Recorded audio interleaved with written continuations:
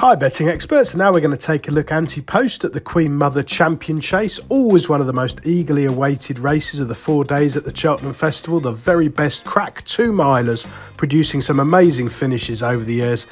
This year, I must admit, it does look a pretty substandard renewal, but we have got a standout contender in John Bon, and I certainly couldn't put you off backing him at around about the 4 to 5, 5 to 6 mark at the moment. I suspect he could be a good deal shorter on the day.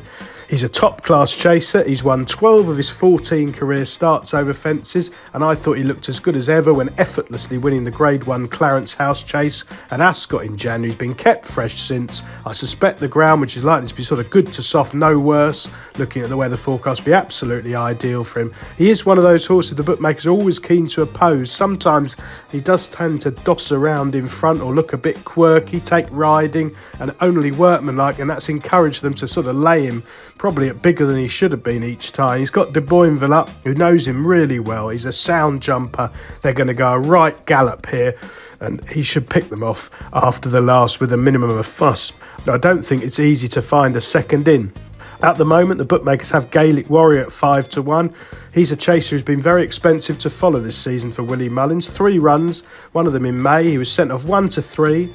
13.08 and 6th of all favourite, and he's not won on any occasion, but he has made the frame. He got a very quiet ride when finishing 3rd, albeit a remote 3rd behind Solness at the Dublin Racing Festival. His jockey motionless as he lost his place around halfway, shuffled back to rear and then plugging on late for minimal pressure. I wonder if he might have made a noise, but he certainly caught the eye, and he's been well backed as a result of that, or certainly shortened up anyway. But I'd be amazed if he was quick enough. He has got a good make-up in that he'll probably get a patient ride from Townend and does stay 2 miles particularly well, but I think they'll need to go hammer and tongs and stop for him to pick up the pieces, and he makes no appeal to me at 5 to 1. He's got the profile of a disappointing horse. The third in the market, the French raider Il Est Francais, well, he's a bold jumping front runner over 3 miles. I'll be amazed if he's quick enough over 2. I think he needs good ground in Kempton, and he wants to go right-handed.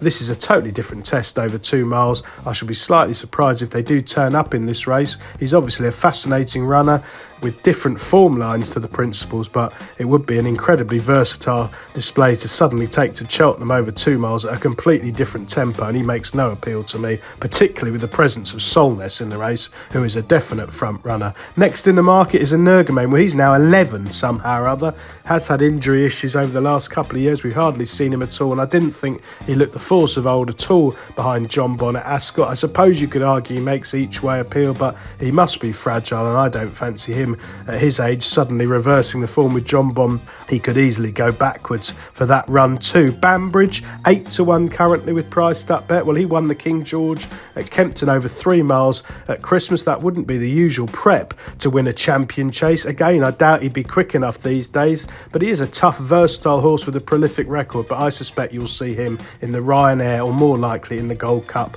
on Friday. El Fabiolo, well, Ruby Walsh reported today that he's going to be going for the Ryanair. So again, he's 10 to 1. He makes no appeal at all. He took an absolutely crashing fall early on when very weak in the market at the Dublin Racing Festival. He's got loads to prove. I don't think he's been that easy to train. Not for me. The one I do think could make some each way appeal, if you don't like backing short prices, is Marine Nationale, who's 12 to 1. Now, this one won the 2023 Supreme Novice, albeit form that hasn't worked out wonderfully, but at least Cheltenham suits. 5 runs over fences, perhaps not fulfilled his potential, but I do think he ran really well when finishing 2nd behind the enterprisingly ridden Solness at the festival. He was the only one who came out of the pack. He made up around 15 lengths to get almost within a length of Solness, then no extra after the last. That was a good run. He's got a good make up here. A fast run race over 2 miles on ground with a bit of cut in it. He's done it at Cheltenham. He's the right age 8. He's only run 5 times over fences. 12 to 1. He is the obvious each way for me. I think he's definitely going for this race. Anyway, non-runner, no bet. You've got nothing to lose. You're getting 12 to 5 a place for something that's going to be patiently ridden in a strongly run race with a little bit of upside. I think he'll go well. Solness is the other one in the market. 12 to 1. We've touched on him. He's been a revelation this season from the front at Leopardstown. Slevin was up when he stole a race previously at a big price. I think it was 40 to 1.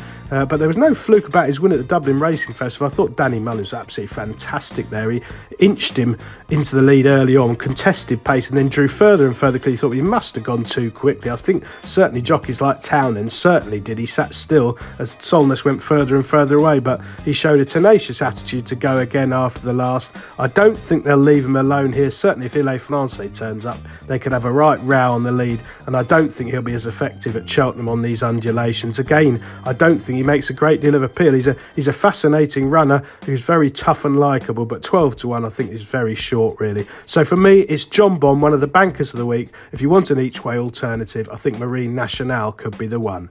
Best of luck with all your champion chase bets, betting experts, and please do check out our sponsor, Priced Up Bet.